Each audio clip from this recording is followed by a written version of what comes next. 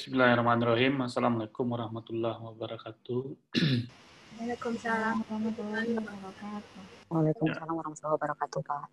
Ya, alhamdulillah pada hari ini pertemuan kita kedua, dan tentu kemarin kita sudah memberikan pengantar awal ya bagi Anda semua tentang epidemiologi kesehatan lingkungan dan kesehatan kerja ini, dan tentu dengan dua peminatan di sini, ketiga KL dan epidemiologi dan biostatistik ya.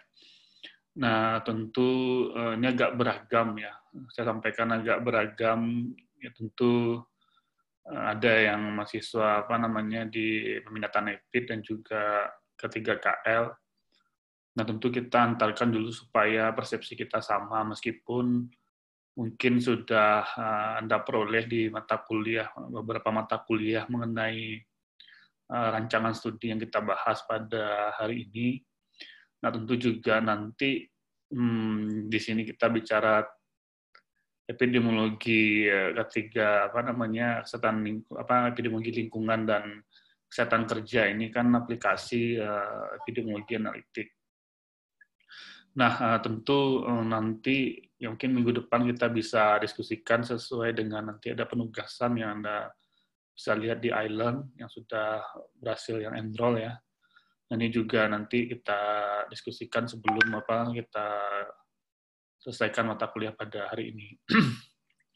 Nah, hari ini kita bicara rancangan studi atau desain studi untuk epidemiologi ini. Yang pertama yang perlu Anda pahami, karena di analitik ini agak berbeda dengan bicara kita deskriptif. Nah, tentu pertama, apa sebenarnya definisi arti atau makna dari rancangan studi itu sendiri, meskipun kita sudah memperoleh juga di metodologi nanti dan juga di dasar-dasar epidemiologi gitu. Yang kedua adalah menjelaskan perannya sebuah rancangan studi ini di dalam penelitian, dan tentu juga bisa membedakan antara ini secara domainnya nanti yang deskriptif dan studi analitik. Dan yang keempat adalah ya tentu kita bisa membahas nanti, mendiskusikan apa sebenarnya kekuatan atau kelemahan dari masing-masing rancangan studi ini.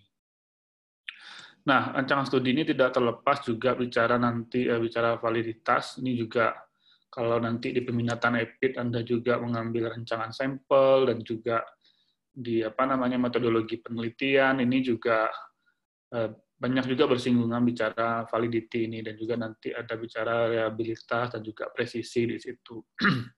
Nah, karena memang bagaimanapun ini berkaitan antara satu mata kuliah dengan mata kuliah yang lain.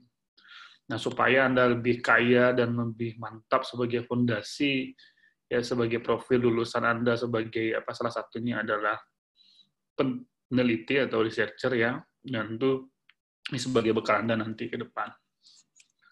Nah, kalau kita berbicara mengenai rancangan studi ini macam-macam penjelasan.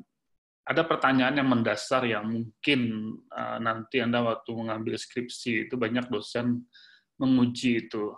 Kadang-kadang ada mahasiswa yang menulis jenis penelitian.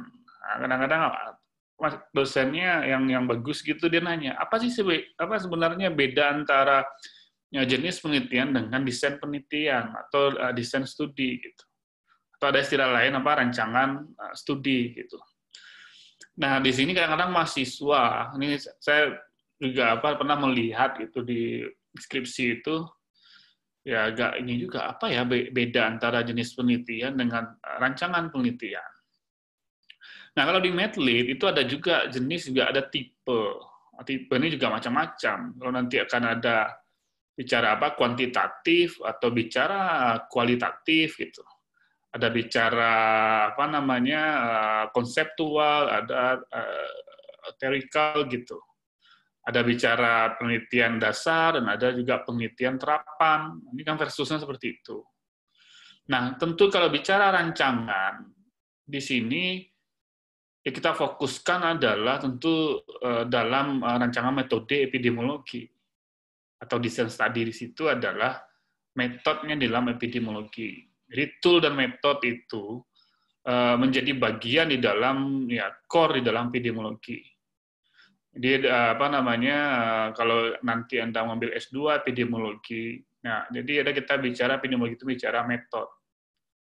Nah kalau di Harvard itu khusus peminatannya, misalnya kita ambil epidemiologi ada bicara metodenya gitu. Nah pengembangan rancangan studi itu salah satunya, yang sifatnya nanti ya hibrid atau pengembangan yang lain. Nah, secara mendasar, kalau kita bicara rancangan, tentu bagaimana kita mendesain, membuat sebuah rencana, bagaimana mengatur, bagaimana mengarah, dan bagaimana melakukan sebuah proses itu yang namanya sistematik.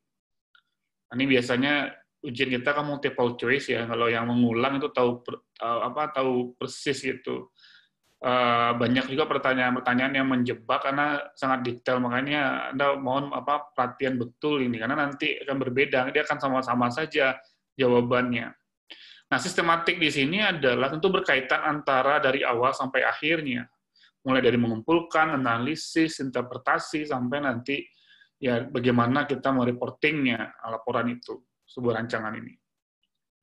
Nah, kalau di dalam epidemiologi ada yang kita nanti namanya error. Nanti Anda bisa belajar nanti yang peminatan EPID ya, atau peminatan K3KL yang ambil pemantapan, misalnya Anda ambil EPID analitik atau yang lainnya. Nah, error ini ada yang bisa dikontrol dengan statistik, ada yang tidak bisa dikontrol, artinya dia akan sistemik dia. Kalau salah di awal, ya mau di akhirnya sulit untuk membenarkan itu. Nah, salah satu error yang sulit itu adalah kalau kita salah merancang gitu atau mendesain tadi. Nah, karena ada keterbatasan dan ada kekurangan di situ. Nah, wajar saja istilah saya itu gini, proposal itu lebih berdarah-darah dibandingin hasilnya gitu. Karena apa? Kalau sudah proposal goal ya artinya kita kan sudah disetujui itu bahwa inilah menjadi guideline ya, karena pembimbing sudah setuju. Pas hasil nggak usah diaduk-aduk lagi tuh di proposal, karena itu kan bicara metode di situ. Nah, banyak orang yang tidak paham karena tidak maksimal di proposal itu akhirnya ya babak belur di hasilnya. Kita nggak kuat juga mempertahankan dan di sisi lain justifikasinya tidak kuat kita memberikan penjelasan atau justifikasi tadi ke penguji dan pembimbing.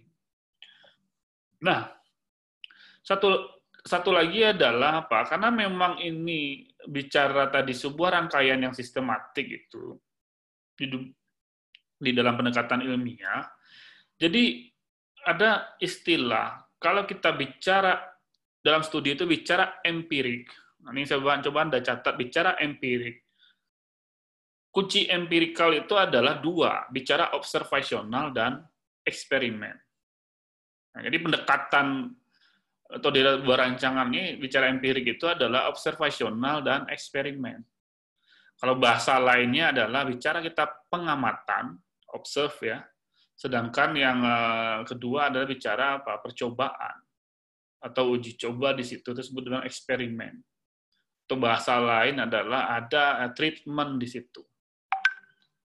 Nah, ini kan banyak juga ininya. Nah, kedua pendekatan inilah disebut dengan bicara empirikal tadi. Cara empirik, bukti-bukti ya dari observasi atau dari percobaan. Nah, ini menjadi dasar kita membedakan antara nanti sebuah rancangan. Nah, di sisi lain di dalam epidemiologi rancangan itu biasanya juga ada beberapa buku yang membedakan dua klasifikasi ini. Yang pertama adalah bicara kita deskriptif, yang kedua adalah analitik. Nah, di sinilah pertanyaan, Pak, EPID K3KL di mana masuknya kan gitu. Nah, sebenarnya kalau di EPID K3KL ini atau EPID kesehatan lingkungan EPID lingkungan dan kesehatan kerja ini, di sinilah sebenarnya pembuktian antara yang kita bicara epidemiologi di awal itu adalah agent, host, dan environment itu.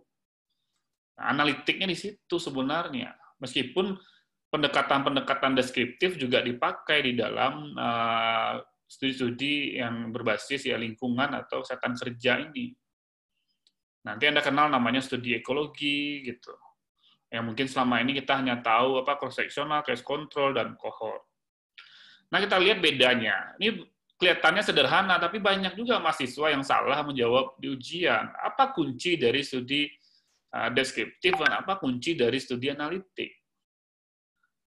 Nah, ini nggak ada di sini. Sebenarnya ada dua menjadi dasar yang kemarin mungkin di pertemuan awal, apakah sudah saya sampaikan juga. Kalau kita bicara studi deskriptif, itu kuncinya adalah apa? Distribusi. Itu kuncinya. Sedangkan kalau kita bicara analitik, itu disebut dengan apa? Determinan. Ya kan? Nah, kenapa bicara studi deskriptif itu? Karena bicara tadi distribusi. Makanya dalam ilmu epidemiologi kan ilmu mempelajari tentang distribusi frekuensi penyakit. Nah, ditambah lagi nanti bicara determinan. Determinan inilah nanti maknanya akan lebih lebih luas lagi. Tidak hanya kita bicara faktor risiko negatifnya saja, tapi juga bicara positif gitu. Nah, misalnya apa yang menyebabkan dia bisa meningkatkan status kesehatannya, tapi tidak hanya yang menyebabkan menurunkan status kesehatannya. Gitu. Nah, jadi itu kuncinya. Nah, tentu kita tahu, kalau kita bicara deskriptif, ini saya ulang ya, itu kan biasanya kunci kalau dalam epidemiologi deskriptif, itu kuncinya kan bicara orang, waktu, dan tempat. 3 itu. Persen, place, dan place. Ya kan? Dan time satu lagi. Bicara orang, waktu, dan tempat. Nah, kalau kita bicara studi analitik, di sinilah kita bicara mengkaitkan antara agent, host, dan environment itu. Makanya kalau kita mengkaitkan antara agen lingkungan dan host, atau dalam hal ini hostnya adalah manusia, inilah terkaitan tadi bicara aktivitas manusia yang kita bahas minggu lalu. Ya kan? Human activity tadi mempengaruhi status kesehatan. Nah, di situ ada determinan. Nah, ini menjadi catatan Anda nanti. Pak, boleh nggak saya melakukan studi analitik tanpa melakukan studi deskriptif? Nah, ini pertanyaan ini. Nanti Anda jawab nanti di ujian tuh. Pak, saya baca skripsi, Pak. Ada juga studi. Rancangan studi saya deskriptif analitik. Nah, ini apa lagi nih? Udah jelas dibagi klasifikasinya, kok ada juga membuat deskriptif dan analitik. Nah, ini juga banyak salah di mahasiswa nanti menulis deskripsi itu. Deskriptif ya analitik gitu. Kecuali Anda ingin menjawab untuk deskriptif apa yang perlu Anda jawab dalam research question-nya. Sedangkan untuk analitik, apa menjadi pertanyaan penelitian pas untuk studi analitik, itu nggak apa-apa. Jadi metode itu tidak hanya satu saja Anda buat di situ, tapi tergantung dari pertanyaan penelitiannya. Nah, kalau Anda belum paham, saya kasih contoh yang paling sederhana. Anda ingin meneliti tentang bagaimana sederhana ini, pertanyaan Anda adalah kalau untuk studi analitik, bagaimana determinan faktor risiko TB pada mahasiswa? Nah, itu research question untuk analitik, studi analitik. Pertanyaan saya adalah, kalau Anda ingin membuat pertanyaan itu, kira-kira apa studi deskriptifnya? Apakah kita ingin bisa membuat langsung? Saya punya ide nih Pak, saya ingin meneliti faktor-faktor yang berhubungan TB pada mahasiswa. Itu kan sudah mengidentifikasikan penyebabnya gitu. Sudah ada melihat ingin pajanannya apa. Nah, ini pertanyaan. Nah, di sini kadang-kadang mahasiswa itu saya bilang kadang-kadang gaya-gayaan. Saya ingin buat studi kohort, Pak. Saya ingin buat studi case control, Pak. Coba pertanyaan Anda apa? Nah, kenapa segitu? Oh, ini nggak tepat metode yang Anda gunakan. Nah, kembali kepada TB pada mahasiswa. Nah, seharusnya kalau mahasiswa ada yang menginginkan itu, Pak, saya ingin tahu bagaimana faktor, karena saya kayaknya TB pada HIV sudah banyak, Pak, terus juga TB pada anak-anak juga banyak. Saya ingin pada mahasiswa. Nah, kalau saya sebagai epidemiolog atau dosen, kalau mahasiswa minta itu, pertanyaan saya satu aja yang harus bisa jawab. Ini menjadi pertanyaan deskriptif seharusnya. Berapa persen sih TB pada mahasiswa, kan gitu. Nah, seharusnya research question-nya itu dulu gitu loh. Berarti apa? Apakah Anda sudah tahu berapa distribusi atau prevalensi atau insiden TB pada mahasiswa? Seharusnya itu menjadi research question untuk studi deskriptif gitu. Nah, jadi gimana, Pak? Kan ada juga mahasiswa itu. Iya, Anda nggak bisa studi analitik. Ini yang harus Anda jawab dulu sebelum Anda melakukan studi analitik tadi, gitu. Nah, ini yang harus digambarkan yang bisa yang nanti Anda bisa paham lah bagaimana perbedaan itu. Jadi jangan ujuk-ujuk aja langsung nih karena apa kayaknya keren nih gitu. Tapi kita abai atau lupa bahwa ini kita belum punya datanya. Nah, sama seperti itu, melihat bagaimana magnitude-nya itu deskriptif itu melihat gambarannya. Kan jelas kan kalau kita bicara deskriptif kan melihat cara gambarannya dan nanti baru kita kaji lebih dalam untuk analitik. Nah, jadi gitu. Nah, terus satu lagi adalah perbedaan yang mendasar itu adalah kalau di deskriptif itu tidak bisa kita membuat inferensial atau inferensi yang menyatakan ya hubungan sebab akibat. Nah, sedangkan kalau di analitik itu jelas bahwa dia akan dengan rancangan studi dengan sequence, memperhatikan kemarin itu temporalitas, akan level Hill kemarin ya kriteria kritikal kita melihat hubungan sebab akibat gitu kan, analogi dan juga biological gradients-nya gitu. Nah, ini kita bisa membuat inferensi itu ketika kita melakukan studi analitik. Nah, itu menjadi kelemahan antara deskriptif dan analitik. Nah, memang analitik lebih sulit karena memang harus didahului seharusnya dengan studi-studi deskriptif sebelum kita melanjutkan untuk studi analitik. Nah, ini ada pertanyaan mahasiswa dulu atau mahasiswa saya S2 dan S3. Pak, ada nggak apakah rancangan studi deskriptif dan analitik ini membedakan kelas kita S1, S2, S3? Ini kan menarik juga pertanyaannya. Nah, ini kadang-kadang juga gagal paham. Saya sampaikan gitu ke mahasiswa S3, ya kalau mungkin di Indonesia, ya saya melihat karakternya kayak gitu.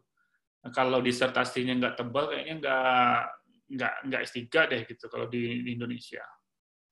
Nah, saya sampaikan, saya punya teman di luar negeri aja disertasinya tipis aja, masuk di deskriptif. Nggak harus studinya misalnya RCT misalnya randomized control trial kan nggak advance gitu kan, ada double blind juga ini. Nggak harus. Nah, makanya kalau saya katakan ke Anda, yang paling mahal itu ini bagi Anda ya kan mau semester ke depan kan Anda mau skripsi juga tuh. Yang paling mahal tuh memang idenya. Nah, ide itu kan dibangun dari pertanyaan penelitian tadi. Ini yang seharusnya Anda buka wawasan Anda menjadi research question-nya gitu. Yang menarik aja nih sekarang kita lihat, COVID kan ada dua, ada bicara asimptomatik, ada yang simptomatik. Nah, perbedaannya apa keduanya? Tapi ada juga, pertanyaan saya, apakah ada yang orang tanpa gejala yang meninggal juga? Nah, ini kan menjadi research question kita gitu. Nah, seberapa besar orang yang asimptomatik yang meninggal? Nah, ini kan menjadi pertanyaan-pertanyaan menarik. Nah, kenapa kok ketika banyak yang OTG, tapi udah banyak testingnya juga, tapi banyak juga yang tertular? Nah, itu kan menjadi research question yang harus kita bangun. Nah, nanti Anda juga banyak di dalam tergantung interest Anda, apa yang akan Anda lakukan nanti di dalam penelitian, baik K3 dan EPID nanti K3KL. Nah, kita lanjut sedikit dulu. Nah, kita mulai di deskriptif. Ini contoh saja, nanti ada yang lebih advance dari ini, Anda bisa diskusikan nanti di membuat tugasnya. Nah, ada yang paling dasar itu adalah case study atau studi kasus. Nah, ini nanti biasanya kalau anak-anak EPID lapangan itu dia membuat studi kasus ini nih. Nah, ini studi kasus ini kalau bahasa dalam epidemiologi ada namanya ya menjadi clue awal gitu. Memotret gambaran masalah situasi individu atau kelompok, dan ini juga bisa menggambarkan kualitatif dalam bagaimana runutan atau urutan dari kronologis fakta kejadian penyakit. Nah, biasanya kalau EPID lapangan, contohnya misalnya ada kasus case keracunan makanan, atau ada ya semacam outbreak yang tadinya nggak ada ternyata ada gitu. Nah, kan dulu pernah kan difteri, seharusnya difteri nggak ada lagi di Indonesia, ini muncul lagi. Atau nanti kasus polio yang artinya sudah dieliminir gitu kan, seharusnya ada vaksinasi, udah selesai seharusnya. Tapi kadang ada juga muncul objek-objek seperti itu. Nah, Anda bisa membuat case study seperti itu. Atau penyakit-penyakit yang spesifik, yang secara diagnosis itu adanya bukan di sini. Contoh dulu ya, untuk K3KL saya pernah Anda kalau tahu kasus buyat dulu, di Minahasa itu, ada namanya Minamata disease, seolah-olah itu kasus Minamata di Jepang itu menjadi Minahasa disease itu. Nah, itu Minamata disease itu adalah keracunan merkuri. Nah, di awalnya dianggap gitu, diduga adalah keracunan merkuri. Nah, ini juga menarik, itu kan special case, itu kita bisa membuat studi kasus. Nah, studi kasus ini bisa nggak jadi sebuah skripsi, Pak? Bisa. Orang meta-analisis saja, desktop study saja, Anda bisa tanpa Anda ke lapangan, Anda bekerja di komputer, mereview dari artikel ini juga bisa, apalagi kondisi COVID ini. Ini mahasiswa S2 aja di keperawatan saya bimbing sekarang ini, dia literatur review. Tentu juga jangan dianggap, di rumah tuh lebih mudah, belum tentu juga gitu. Mereview beberapa ribu paper, Anda sanggup untuk mereview satu persatu, ya ini juga butuh juga tenaga ekstra. Termasuk juga menganalisisnya juga secara statistik nanti. Nah, ini bisa kita buat ini, dan tentu ya mudah-mudahan Anda juga bisa, kalau ada kasus-kasus spesial misalnya di daerah, apalagi di daerah gitu ya, di Damas Raya juga ada, saya lihat kan tambang emas itu kan juga menarik juga sebenarnya, tapi belum ada beberapa skripsi yang ngambil di situ, atau nanti di Payakumbuh atau di Agam gitu. Nah, coba Anda bisa menggali itu nanti. Nah, kekuatannya apa nih tadi saya katakan, jadi clue dan juga bisa menggambarkan secara dalam, dan tapi memang jelas kelemahannya kita tidak bisa membuat kesimpulan yang sifatnya apalagi kausalitas ya, sebab akibat. Karena ini sebagai yang tadi informasi awal dan untuk didalami ke depan bicara analitik. Nah, ini yang paling umum.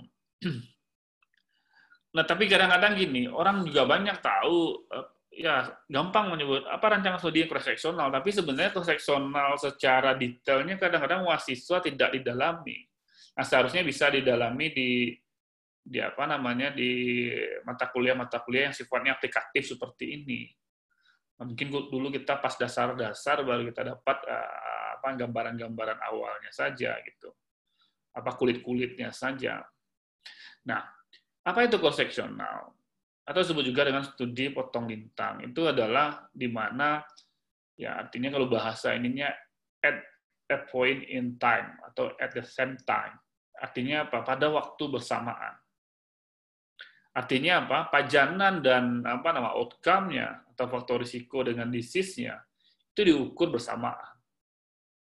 Nah, tentu kalau kita lihat pakai postulat Hill kemarin itu, tentu kita tidak bisa membuat kriteria dia sebagai analitik untuk hubungan sebab akibat. Karena apa? Faktor risiko dan outcome ya diukur bersamaan. salah satu yang kalau saya ada pertanyaan nanti, kalau waktu bersamaan itu yang kan kita bisa apa yang diabaikan dari postulat Hill itu. Kan ada 9 kemarin itu. Ada strength, kekuatan, terus apa lagi? Ada biological gradients. Kan coba Anda baca lagi. Nah, salah satu yang tidak bisa dibuktikan adalah temporalitas. Coba Anda baca lagi itu. Apa temporalitas? Sequence-nya. Kita nggak tahu mana yang duluan, sebab atau akibatnya. Kenapa? Penyakit dan penyebabnya diukur bersamaan. Jangan-jangan penyakitnya ada duluan, dibandingin penyebabnya. Apalagi itu juga kompleks gitu. Nah, studi-studi kasus seperti ini nanti menjadi narasi dalam ujian, dan Anda harus bisa artinya yang diasah itu dalam analisis ketiga KL ini tentu kemampuan analisis Anda. Kita tidak belajar hanya nanti ini keluar nih Pak Dev ini ujian ini dari slide ini, bukan ini hanya pengantar saja, tapi Anda memang soal sengaja dibuat tuh memang bagaimana Anda menganalisis lebih tajam di situ. Nah, kekuatannya apa? Memang ya banyak mahasiswa menggunakan untuk S1 ya jangka waktunya pendek, itu sudah kontrol dilakukan pada populasi, studi bisa juga dalam pengukuran, dan hubungan antara variabel bisa diukur bersamaan dan menghasilkan ukuran prevalensi. Nah, kelemahannya apa ya tadi? Temporalitas tidak dapat ditentukan, terjadi bias low response rate, karena ingat di cross sectional, apalagi kalau Anda tidak punya baseline prevalensi di populasi, itu pasti sampel Anda akan lebih besar. Nah, sampel lebih besar itu kadang-kadang untuk mahasiswa nggak sanggup. Pertama nggak sanggup waktu, yang kedua nggak sanggup uangnya, yang ketiga apalagi itu tenaga, termasuk tenaga. Nah, tapi kalau Anda punya dasar dan punya ini, Anda bisa menghitung berdasarkan berapa adekuat untuk sampel minimal. Nah, makanya di nomor 2 ini kelemahan itu ditulis di sini bicara berpotensi bias. Tersebut dengan low response rate. Apa itu low response rate? Ini keluar di ujian ini. Apa low response rate? Nah, ini saya jelaskan sedikit ya. Kalau Anda di metodologi belum dapat juga nanti ya kalau yang ini. Coba Anda catat. Jadi gini, ini yang banyak mahasiswa yang salah dalam menulis di metode penelitian itu mengenai sampel. Nah, sampel itu bagaimanapun, ingat ya, Anda catat betul ini. Untuk kita bisa adekuat atau memadai untuk kita analisis, supaya kita bisa melakukan inferensi atau mengeneralisasi di populasi, bagaimanapun Anda harus mengukur atau menghitung berapa sampel minimal. Ingat ya, sampel minimal. Pak, bagaimana Pak? Saya mengambil, kan ada juga istilah total populasi. Yang spesifik penyakit ini di populasi hanya 10, Pak.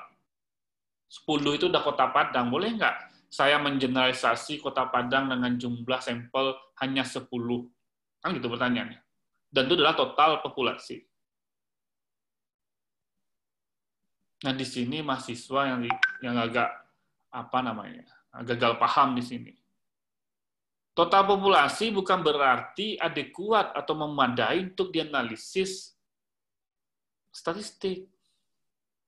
Karena distribusi, tentu Anda belajar di statistik dulu, di statistik ada bicara distribusi normal, ada distribusi sampel, bagaimana sampel, parameter sampel itu bisa sama dengan parameter populasi. Ya tidak bisa.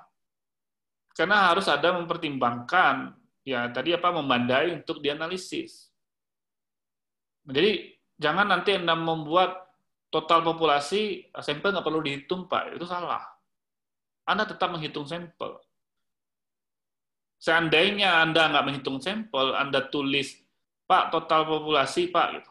Saya kan total populasi. Pertanyaan saya, apakah dengan total populasi ini sudah memadai dianalisis secara statistik? Nah, kalau penyakitnya di populasi ini cuma 2 orang, apakah itu bisa menggambarkan populasi? Nah, jawabnya tidak. Nah, solusinya bagaimana, Pak? Makanya dihitung dulu sampel minimum. Ini sebelum kita bicara low response rate ya. Nah, biasanya kurang, makanya salah satu caranya itu adalah memperluas area studi supaya sampelnya memadai untuk diuji. Nah, untuk dalam estimasi nantinya. Nah, itu kan macam-macam. Kalau pakai distribusi normal kan kita tahu minimal kan 30. Nah, tapi kalau nanti kita bicara populasi, berapa prevalensinya kan dihitung. Nah, kalau cross-seksional itu, kalau belum ada proporsinya di sana, Anda ingin meneliti tentang prevalensi mahasiswa TB, nggak tahu Anda angkanya belum ketemu papernya karena orang belum meneliti, setidak-tidaknya Anda mengambil 384 sampel mahasiswa. Dan Anda ukurlah mahasiswa itu, dia apakah TB atau tidak. Nah, makanya kalau ingin itu, kalau cross-seksional yang ideal itu, kalau tanpa ada dasar pertimbangan pengukuran proporsinya, setidak-tidaknya Anda ambil sampel 400. Itu yang ideal.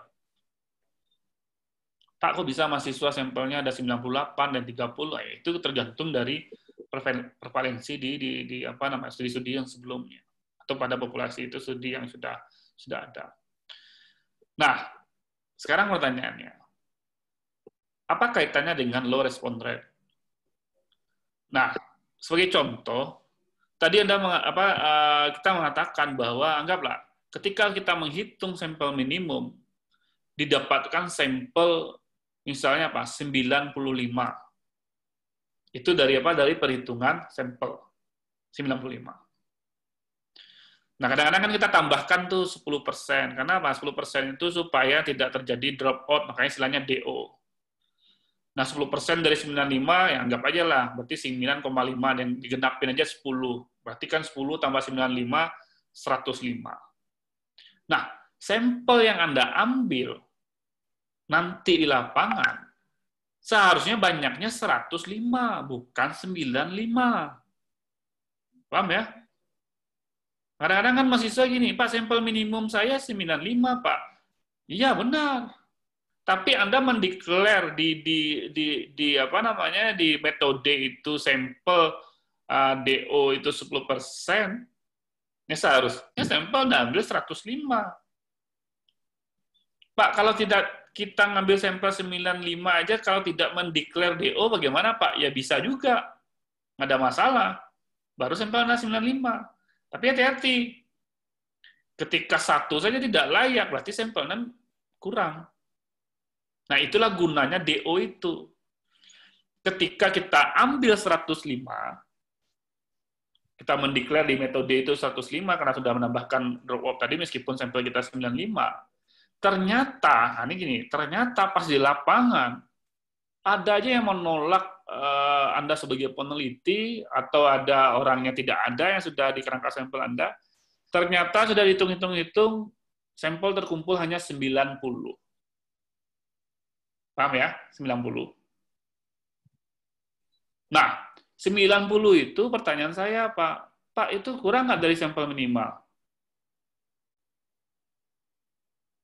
Gimana? Nah, kalau 90 jelas kurang, karena sampel kita tadi minimal 95. Anda harus cari tuh, sampai sampel itu 95. Nah, berbeda, misalnya sampel itu dikumpul-kumpul, ternyata dapat 100. Sedangkan kita sudah mendeklar tadi 95 tambah drop out 10% itu 105. Ketika kita dapatkan 100, pertanyaan saya, apakah itu adekuat atau tidak? Jawabannya adalah adekuat, memadai. Pak, yang 5 bagaimana, Pak? Ya, abaikan saja, karena sampel minimum kita adalah 95. Nah, disinilah namanya respon rate. Pertanyaannya, berapa respon rate kita adalah, iya, jawaban kita adalah respon rate kita adalah 90 dibagi 105. 100 dibagi 105. Itu respon rate kita. Paham ya? 100 dibagi 105. Ya, ketika kan 90 sekian persen kan dapatnya. Nah, sedangkan kalau sampel kita kumpulkan 90, jelas dia di bawah sampel minimum 95. Kalau sampel dapat semua, respon rate-nya 100, berapa Pak? Ya, 105 dibagi 105. Ya kan? Paham ya? Nah, di situ. Jadi jangan Anda takut. Misalnya Anda mendeklar sampel 100 yang nggak ada masalah, Anda tetap analisis, tapi Anda jelaskan nanti di hasil nanti bahwa respon rate Anda adalah tidak 100%. Tapi sampel yang kita dapat ini memadai untuk kita analisis dan uji statistik, karena lebih dari sampel minimum. Oke. Nah, tapi kan berpengaruh nanti, ya tentu adalah di sini pula kelemahannya nanti. Nah, yang selanjutnya adalah estimasi risiko tidak diberikan secara langsung. Anda tahu bahwa di sini yang dihitung adalah nanti prevalence rasio dengan prevalent odds rasio. Nanti kita pelajari nanti ke depan. Ini ada data tidak dapat menentukan hubungan sebab akibat, ya jelas ya, waktu bersamaan. Nah, tadi ukuran risiko yang digunakan prevalent rasio dengan prevalent odds rasio. Nah, ini nanti ada kesempatan kita jelaskan perbedaan itu. Nah, sekarang, ini yang menarik. Rancangan yang selanjutnya adalah untuk deskriptif itu, kalau nanti Anda ketiga counseling atau yang peminatan EPID yang berminat untuk studi untuk lingkungan, ini juga menjadi alternatif bahwa melakukan studi ekologi. Nah, apa studi ekologi? Secara sederhana disebut dengan kita menggunakan namanya studi menggunakan data agregat. Nah, data agregat itu adalah data yang sifatnya kelompok, bukan data individu. Nah, apa bedanya itu Pak? Data seperti apa yang menggunakan data agregat atau menggunakan ecological study? Nah, karena apa? Contoh gini, kalau data individu pasti kita ambil menanyakan individu dan dapat pasti observasi individu, kita dapatkan data individu. Ya, berat badan, tinggi badan itu adalah data individu. Nah, sedangkan data agregat itu dia bukan levelnya individu tapi adalah kelompok. Misalnya kayak variabel yang kita ukur suhu misalnya. Kita dapat data suhu per hari, itu datanya agregat itu. Atau data jumlah kunjungan pasien, itu agregat. Atau jumlah kasus DBD, itu agregat. Itu. Jumlah kasus. Jumlah kasus COVID-19, itu data agregat. Ya kan? Jumlah cakupan, itu data agregat. Nah, ini kalau keluar ujian kita bisa jawab. Tapi kalau misalnya data individu tadi saya katakan, kadar HB darah mahasiswa, berat badan mahasiswa, itu data-data individu yang kita ukur. Termasuk juga pengetahuan mahasiswa, sikap mahasiswa. Tapi Anda dapat data agregat jumlah batang rokok yang diproduksi, itu data agregat itu. Terus berapa tadi cakupan tadi, terus misalnya berapa jumlah masker misalnya, itu ada data agregat. Oke? Nah, paham. Nah, itu bisa kita sandingkan data-data itu. Nah, biasanya yang paling sederhana, mahasiswa yang sering buat studi ekologi ini, ya bagaimana hubungan iklim dengan DBD. Nanti kan data iklim, atau data kelompok iklim per minggu, apakah per bulan, atau per tahun, disandingkan dengan data kasus DBD, atau jumlah jumlah kasus DBD. Nah, yang kedua adalah kita melihat kekuatannya. Ini sudah biasanya kita menggunakan data sekunder, itu mudahnya kalau kita studi ekologi ini, cepat dan murah, tapi tentu menjadi salah satu kekuatan yang Anda harus pahami ya kemampuan statistiknya harus bagus. Karena di situ kekuatannya. Dan termasuk juga datanya. Nah, dia biasanya datanya tetap juga punya 30 data. Nah, kita tidak bisa mengatakan, Pak, saya ngambilnya unitnya per bulan, belum tentu. Kalau Anda ngambil 1 bulan saja, cuma 1 Anda dapat data. Tapi kalau 30 bulan, oke, 30 dia, saya minimum gitu. Pak, saya datanya agregatnya tahun, Pak. Ya, berarti Anda butuh 30 tahun data. Nah, Pak, kalau hari bagaimana? Ya, kalau ada data harian, oke, Anda bisa sebulan 30 hari. Atau data lebih dari itu 2 bulan, ya dapat 60 data. Tergantung unit yang Anda kerjakan nanti. Ini bisa mengevaluasi program, kebijakan, regulasi. Nah, kelemahannya adalah ya jelas kita tidak bisa masuk ya bicara perancu atau faktor pengganggu ya confounding, dan pajanan dan outcome penyakit cedera ya atau cedera ini tidak diukur pada individu yang sama. Itu tadi katakan dia karena ke kelompok atau sebut dengan agregat. Lanjut. Nah, kita bicara cohort. Nah, cohort inilah sebenarnya kalau anak EPID atau anak K3KL ya kalau ingin mimpi studi yang bagus itu ya studi cohort gitu. Bagus dalam artian ya yang levelnya agak lebih tinggi. Nah, karena memang ini bicara cohort ini yang benar-benar ya salah satu kekuatan itu benar-benar kita bisa menetapkan urutan waktu kejadian. Jadi temporalitasnya itu memang jelas gitu. Orang yang awalnya tidak sakit yang akan kita ikuti dan kita menunggu orang sakit, atau salah satunya apa kita lakukan kunci cohort itu adalah follow up. Nah, artinya apa? Kita harus mengikuti, follow dari waktu ke waktu. Itu kunci cohort. Nah, yang kedua adalah kuncinya adalah apa?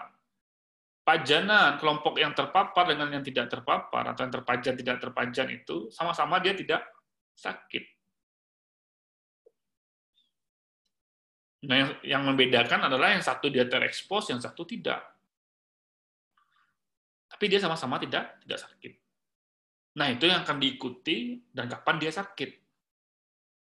Itu yang akan diukur nanti di akhir masa studi. Berapa orang yang sakit pada kelompok yang terpapar dan berapa yang sakit pada kelompok yang tidak terpapar.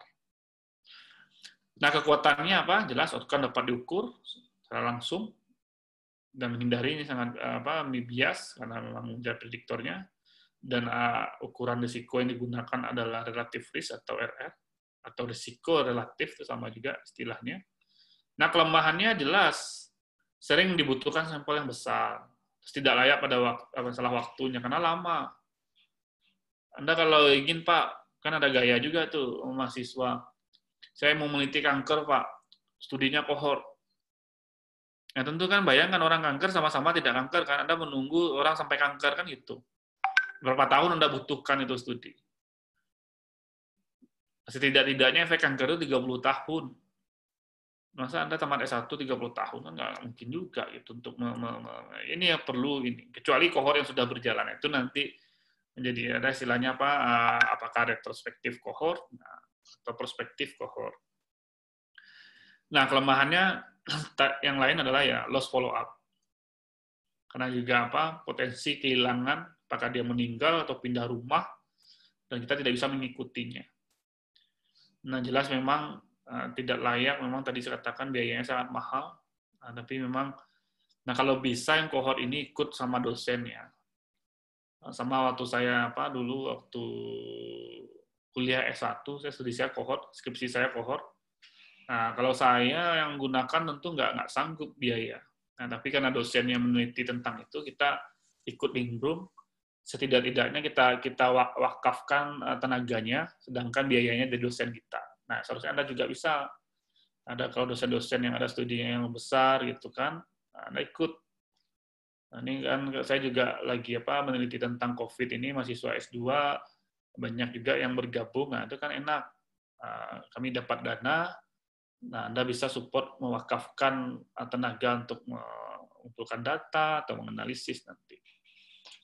Nah, itu yang diharapkan sekarang, ini saya ingatkan mahasiswa, yang diharapkan itu sekarang bagaimana mutual gitu. Mutualnya gini, dosen dan mahasiswa tuh bisa berkolaborasi di dalam riset. Nah, Kampus Merdeka pun juga seperti itu. Nah, tapi kadang-kadang kan mahasiswanya belum apa-apa, saya ingin yang mudah-mudah aja lah Pak, saya ingin apa, cepat wisuda, punya suami, bekerja. Itu kan idealnya kan seperti itu. Masuk surga terakhir, kan gitu. Kadang memang, apa namanya, itu yang ideal mimpi kita kan seperti itu. Tapi itu juga punya perjuangan yang apa namanya, kadang-kadang tidak sesuatu yang berlika-liku itu berat juga kita laksanakan, tapi kadang-kadang ada hikmah di balik itu. Nah, ini saya berharap kalau nanti Anda sudah ditetapkan pembimbing dan ini ya coba mulai dari sekarang sudah mulai mengembangkan ide itu. Jangan sudah jalan sebulan 2 bulan ide belum keluar juga, nah, sedangkan ya teman-teman sudah duluan. Makanya saya sering sampaikan, mungkin pernah kita ketemu, saya sampaikan ke Anda, kalau nanti orang wisuda, teman kita wisuda, kita tukang fotonya kan gitu. Nah, sedangkan apa namanya, pas kita wisuda nggak ada yang motoin, karena nggak ada angkatannya lagi, karena udah pada kawin semua, udah pada kerja, kita masih baru wisuda. Itu pun juga bersyukur wisuda, kalau nggak gagal ya malu juga. Nah, itu yang kondisi saya pernah melihat di lapangan yang pas wisuda itu kasihan gitu. Ada satu geng gitu. Yang satu, Anda bukannya sama. Ya Pak, saya belum selesai Pak. Gitu. Oh, jadi Anda tukang fotonya, ya Pak, karena teman-teman foto. Bayangkan itu, saya memahami temannya bahagia, saya kira juga bahagia juga pas foto itu, tapi hati kecilnya, waduh, terpuruk sekali gitu. Bahwa teman-teman seangkatan wisuda kita tukang foto kan gitu. Tapi mudah-mudahan jadi amal ibadah kan gitu. Tapi belum juga jaminan kan, terlambat wisuda belum tentu juga cepat menikah atau dapat kerja. Itu beda-beda juga itu. Nah, itu kadang-kadang dibutuhkan apa namanya? Kadang-kadang takdir juga ada, tapi tetap semangat bagaimanapun ke depan itu kan kita tidak bisa juga memprediksi. Nah, selanjutnya adalah studi eksperimen. Nah, ini berbeda sedikit dengan kohort. Nah, karena gini, pada dasarnya, nah ini bicara hubungan antara ya ada yang diintervensi dan outcome variable dalam studi kohort diikuti dengan waktu ke waktu. Jadi ada intervensi di situ. Apa kalau kohort kan observasional saja, sedangkan di eksperimen, tapi modelnya, arahnya, bagaimana mengaturnya hampir sama. Nah, kekuatannya adalah ya tentu menghasilkan evidence yang kuat, hubungan kausalnya jelas, ini yang idealnya kalau kita melakukan percobaan atau eksperimen, paling sesuai menjawab pertanyaan penelitian yang tentu lebih spesifik. Nah, kelemahannya adalah ya bicara etik, karena tidak mudah melakukan intervensi itu, apalagi bicara obat, manusia yang akan Anda kasih placebo atau obat, itu kan tidak mudah. Sama kayak uji vaksin sekarang itu eksperimen studi juga itu. Nah, berpotensi juga bias, terjadi juga loss follow up. Nah, bayangkan, disuntikan virus, Anda mau nggak? Tapi nanti dikasih obat, itu dikondisikan dia positif. Nah, tapi nanti Anda dikasih uang banyak, itu adalah kompensasinya. Kan itu yang terjadi sekarang. Vaksin Cina. Ya, yang positif. Tapi kadang-kadang untuk memperluas sampel, ya terpaksa virusnya disuntikkan dulu dikasih dulu, dikondisikan udah positif, baru di treatment. Nah, ini kadang-kadang inilah yang kadang-kadang perlu etiknya tidak mudah. Nah, saya pernah dulu, padahal saya ngasih suplemen ini kalsium pada anak SD itu di Bandung dan di Jakarta di treatment. Awal-awalnya mau dia bersedia orang tuanya, namanya orang tua anak dikasih suplemen mau dong gitu. Apalagi suplemennya branded gitu. Kayak apa namanya, kayak vitamin C, mengandung kalsium juga. Nah, yang menarik adalah kita sudah intervensi 2 minggu atau sudah 3 minggu atau 3 sebulan gitu, anaknya sakit. Nah, karena memang ini di treatment tiap minggu, nah, orang tuanya marah. Ini gara-gara ikut penelitian ini anak saya jadi gampang sakit. Nah, gitu. Kan sama juga kondisi waktu misalnya anak bayi kan dikasih imunisasi BCG misalnya, dia pasti demam kan gitu. Nah, ini kan gitu juga, kalau orang tua nggak paham, Anak saya lincah-lincah aja, pas dikasih disuntik malah nggak lincah nih sekarang gitu. Nah, itu contoh kayak gini lah kalau beratnya kalau kita melakukan uji ya klinis intervensi yang kadang-kadang ada benar-benar apakah itu efek samping atau tidak. Padahal kalau dibuka waktu itu, padahal anaknya ya dikasih tablet tapi yang placebo gitu, yang nggak ada kalsium sama vitamin C-nya gitu. Padahal artinya apa? Itu bukan karena obat itu. Padahal kan dia minum itu kan bentuknya kayak obat juga, tapi kan placebo istilahnya. Karena apa? Kita kan kalau blind itu kan seperti itu. Kasih apa? Yang satu si peneliti sama ini tidak tahu. Atau sebaliknya yang sifatnya kuasi eksperimen ya, nah, itu bisa dikasih apa namanya placebo seperti itu. Nah, eksperimen ini coba Anda catat ada dua. Yang pertama eksperimen murni, yang kedua adalah kuasi eksperimen. Nah, eksperimen murni itu kuncinya adalah randomisasi. Atau istilah lain disebut dengan apa? Random alokasi. Nah, sedangkan yang kuasi eksperimen tanpa randomisasi atau random alokasi. Nanti kita jelaskan nanti di kesempatan yang lain yang lebih detail. Oke. Nah, yang tadi yang lupa sebelumnya itu adalah kasus kontrol. Case control ini jelas dia bicara apa retrospektif arahnya. Kenapa? Faktor risiko orang telah mempunyai kondisi yang sakit, tidak sakit atau cedera itu dibandingkan dengan kelompok kontrolnya atau yang tidak sakit. Nah, ini dilihat ke belakang dan kekuatannya efektif untuk apa namanya kasus yang jarang atau langka. Ya, jelas hemat biaya, ukuran sampelnya juga sedikit dan ukuran risikonya adalah odds ratio. Nah, sedangkan kelemahannya adalah ya jelas dia berpotensi recall bias atau biasnya. Karena untuk merecall ke belakang itu tidak mudah, butuh apa usaha yang kuat dan juga apa cara untuk bisa merecall dengan baik gitu.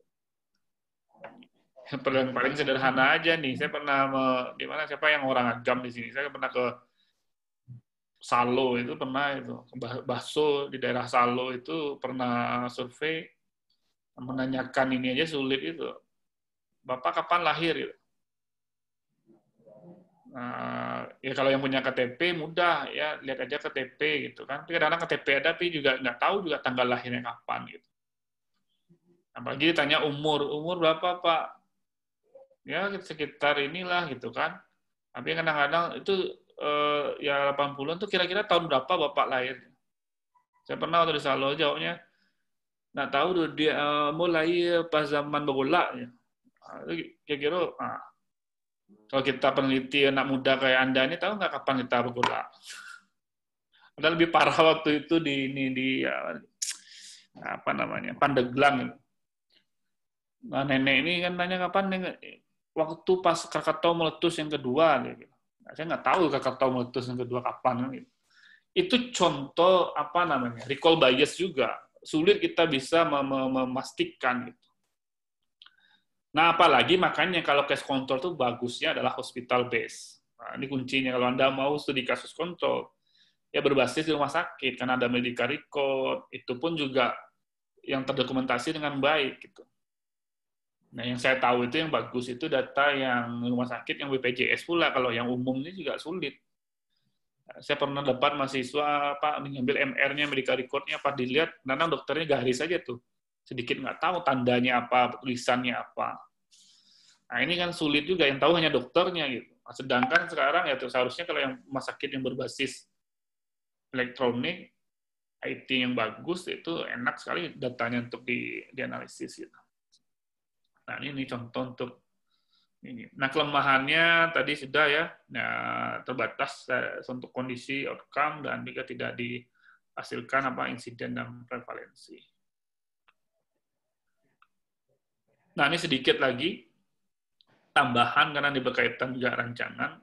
Nah, jadi nanti kalau Anda melakukan studi, ada istilahnya validitas internal.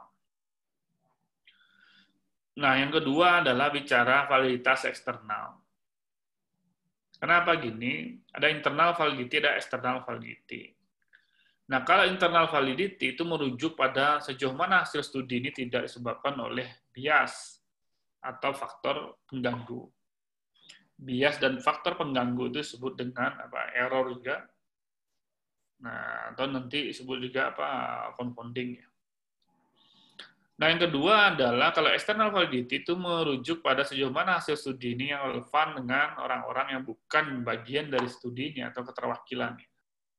Nah, ini dalam nanti konteksnya adalah generalisasi. Nanti kita lihat.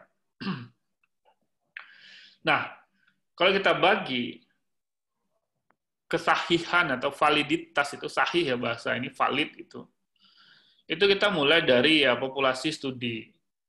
Itu disebut juga populasi sampel, di mana sampel diambil.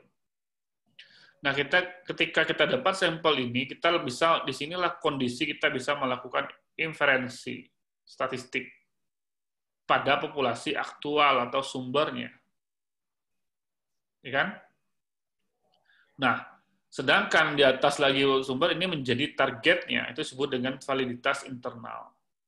Nah, yang menjadi populasi target ini dibandingkan dengan populasi eksternal yang sama dengan karakteristiknya dengan populasi target itu disebut dengan external population. Nanti ini juga menjadi validitas eksternal. Nah, ini urutan-urutannya. Jadi nanti Anda harus mendefinisikan siapa menjadi populasi studi Anda atau menjadi populasi sampel Anda dan siapa menjadi populasi aktual atau sumbernya dan siapa menjadi populasi target dan siapa menjadi kelompok populasi eksternal. Nah, ini contoh. Coba lihat. Populasi sampel itu adalah kumpulan individu atau subjek yang datanya dikumpulkan oleh peneliti. Ini disebut dengan apa? Sampel. Sampel ini jika yang dipilih sebagai subjek adalah sebagian dari anggota populasi yang lebih besar. Nah, saking spesifiknya sampel kita, coba kita lihat. Nah, seharusnya Anda juga mendefinisikan ini kalau nanti Anda melakukan studi gitu atau penelitian. Nah, ini sampel saya. 20 anak-anak Indonesia keturunan Arab, maka lebih spesifik, keturunan Arab berusia 8-10 tahun yang tinggal menetap di Jakarta dan berkunjung ke klinik jantung dan rumah sakit pada tahun 2012. Coba, saking spesifiknya, ini sampel. Nah, supaya apa tidak terjadi bias nanti? Nah, pertanyaannya, tentu siapa menjadi populasi target atau aktualnya? Atau dulu sebelum kita bicara target, apa populasi aktual atau sumbernya? Nah, sumbernya itu di mana sampel diambil, kan gitu. Nah, ternyata ini dia. Kalau kita bicara populasi aktual, itu adalah individu atau subjek yang memenuhi persyarat menjadi subjek yang digunakan sebagai sumber dari populasi studi. Ingat ya, sebagai sumber dari populasi studi. Nah, populasi studi diharapkan terpilih mewakili populasi sumber atau aktualnya, yang merupakan perluasan dari populasi studi. Yang tadi kita sudah mendefinisikan 20 anak-anak, nah tentu di sini adalah semua anak-anak. Iya kan? Dan kalau sampel tentu ada jumlahnya kan? Sedangkan kalau tempat mengambilnya tentu semua anak-anak yang memenuhi kriteria orang Arab, berusia 8-10 tahun, tinggal menetap Jakarta dan berkunjung ke klinik jantung dan rumah sakit. Tahun 2012. Nah, sebenarnya siapa sih yang menjadi populasi targetnya? Nah, targetnya adalah di sini, atau menjadi sasarannya. Itu adalah kumpulan individu atau subjek karakteristik yang terbatas yang sebagian anggota populasinya terpilih dari sampel sebagai sampel, walau tidak harus secara representatif, dan merupakan populasi di mana peneliti ingin membuat yang namanya tadi causal inference. Nah, dari fenomena hubungan yang menjadi tujuan penelitian. Nah, tadi kita membatasi klinik dan rumah sakit. Nah, di sini jelas saja semua anak-anak yang keturunan Arab umurnya sekian yang tinggal di Jakarta. Paham ya beda-beda antara satu sumber sama sampel dan sasaran. Nah, yang terakhir apa menjadi eksternal validity? Nah, ini dia populasi eksternal. Nah, kalau tadi kita berbicara hanya orang Arab saja, Nah, tentu yang kita bisa bandingkan nanti berbagai ras.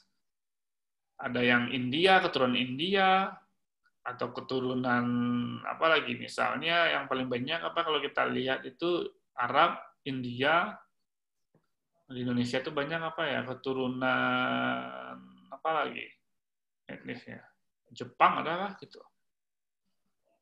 Nah, terus di sini kita bisa melihat bahwa populasi target itu adalah tanpa batasan tertentu, di mana Indonesia ini peneliti ini masih dapat melakukan generalisasi. Nah, tentu tadi Jakarta kita bisa bandingkan di daerah Medan yang metro ya, atau di Surabaya dan Makassar misalnya, kota-kota besar seperti itu. Nah, inilah menjadi gambaran kita yang harus Anda perhatikan nanti di dalam merancang studi dan menetapkan populasi.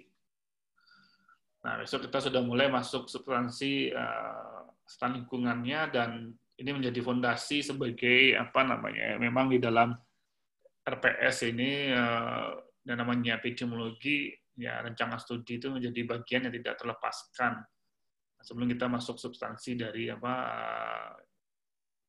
lingkungan dan juga kesehatan kerja nanti ke depan.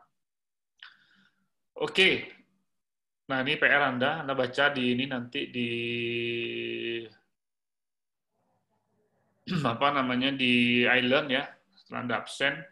Nah, itu ada studi ekologi, Anda jelaskan lah ini apa itu kohort tunggal, kohort ganda, ada tertutup, ada kohort terbuka. Ini yang varian-varian yang lebih fun lagi.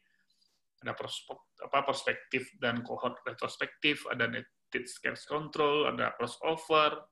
Nah, tadi saya sudah sampaikan ada kuasi eksperimen dan eksperimen murni. Ini dibuat dan instruksinya sangat jelas ya. Dan silakan Anda baca di masuk di Island, dan kita sesuaikan nanti di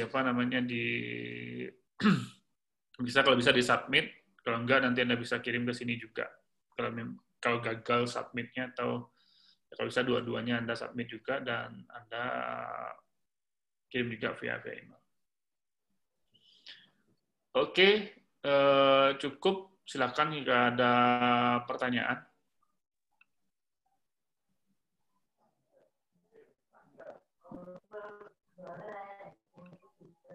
Ya, tolong di unmute. Siapa? Karina ya. Coba, silakan. Pak, maaf, Ya. gimana belum? Ya. Yang Kurang jelas suaranya. Atau di chat aja kalau yang ini.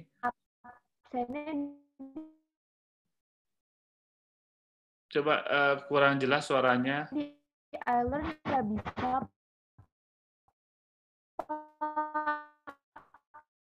Kurang jelas suaranya. Mungkin bisa di chat aja dulu.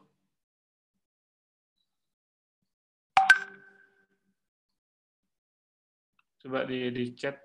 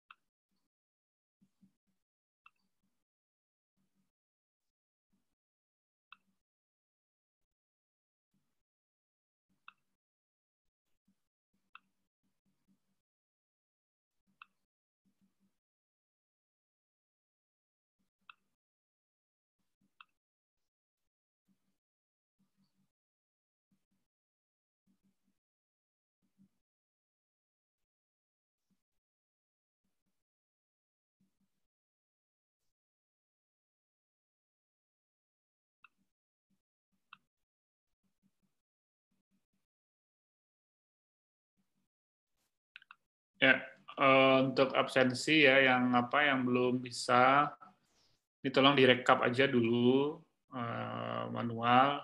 Nanti coba dicek lagi karena memang ada juga keluhan seperti itu. Sebagian juga ada, sebagian nggak bisa gitu. Kita coba cek lagi apa settingannya, dan Anda terus update aja island-nya. Nah, bagi PJ, biar kita aman gitu kan, nanti sebagai bukti juga, karena sekarang kan absennya kan belum kita batasi ya, nanti ke depan tentu sudah kita batasi waktunya, bisa absen itu pada jam sudah ditentukan. Tentu nggak bisa absen setelah misalnya 15 menit kuliah dimulai gitu. Tapi untuk 2 pertemuan ini atau ke depan kita lihat, ini tolong dikirim aja PJ-nya seperti biasa kayak kemarin di WA-kan ke saya. Oke. Nah, terus bagi yang belum paham juga island, karena juga masih sebagian meraba-raba juga, wajar kita aja semua dan dosen.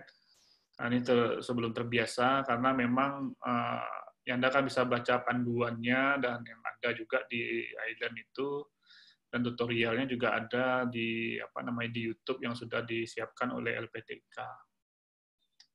Oke, karena memang sebenarnya kita juga dibatasi ini ya. Tatap muka daring ini juga tidak harus tiap pertemuan gitu.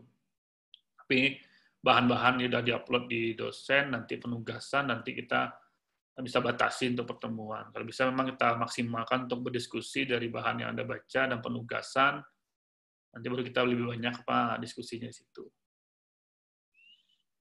Oke, ada yang lain? Dan kabar baik juga, saya nggak tahu juga mekanismenya, katanya Mas Menteri ini kan juga ada bantuan pulsa ke mahasiswa ya dan dosen.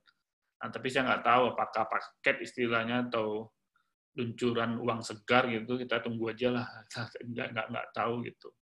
Atau memang nanti tapi kadang-kadang susah juga gitu. Saya sudah sampaikan juga ke Pak Rektor, kadang-kadang juga di blending di MS Team atau menggunakan island ini, sedangkan aplikasi beragam yang digunakan oleh dosen gitu.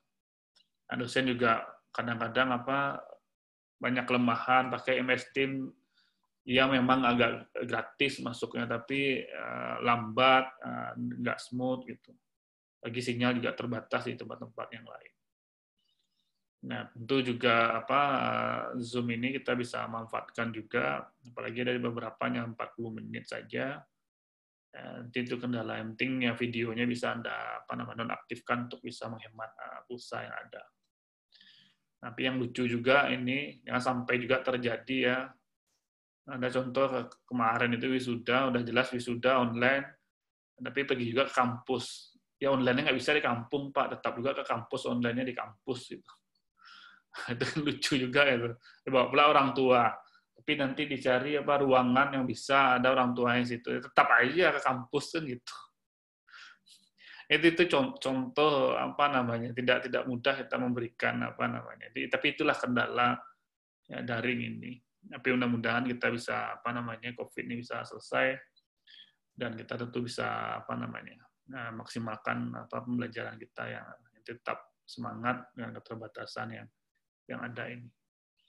Oke, saya kira itu saja. Bahan Anda bisa download, tapi kalau ada masalah 1-2 tolong di WA saja saya, atau melalui PJ ini juga bisa, nanti bisa nggak terlalu banyak WA, nanti misalnya keluhan sampai ke PJ, nanti PJ-nya yang WA saya, dan ini kendalanya Pak, namanya ini gitu. Nanti kita tinggal coba perbaikan, dan mudah-mudahan sudah tertata semua dan jalan dengan baik ke depan. Oke, makasih atas perhatiannya. Kita cukupkan ya. Mudah-mudahan bermanfaat. Saya akhiri saja. Assalamualaikum warahmatullahi wabarakatuh. Waalaikumsalam Waalaikumsalam warahmatullahi wabarakatuh. Terima kasih Pak. Warahmatullahi wabarakatuh. Terima kasih. Waalaikumsalam warahmatullahi wabarakatuh. Pak. Saya lupa saya tambahin nanti. Ini kan bahannya kan kita rekam ya. Kalau Anda ingin mengulang, nanti saya coba upload di YouTube juga. Nanti saya kasih linknya ke PJ. Jadi pas ujian Anda bisa mengulang kembali yang kurang nanti. Dan itu juga saya kira masing-masing dosen sudah buat channel juga. Jadi sebenarnya gini, mata kuliah yang lain yang Anda ingin lihat pelajari juga ada di channel itu gitu. Sebagian sudah ini. Jadi untuk menambah, ya memang kuota ya, tapi mudah-mudahan Anda bisa mengulang. Kadang-kadang kan ada yang terlewat, atau dokumentasinya itu bisa diulang. Ada juga hikmahnya kalau dulu kita offline itu nggak bisa mengulang ini. Kalau yang nggak masuk udah selesai gitu. Nah, kalau ini kan bisa yang nggak masuk ya tinggal dicari linknya, dipelajari dan diulang kembali. Oke, makasih. Assalamualaikum warahmatullahi wabarakatuh. Waalaikumsalam. Waalaikumsalam.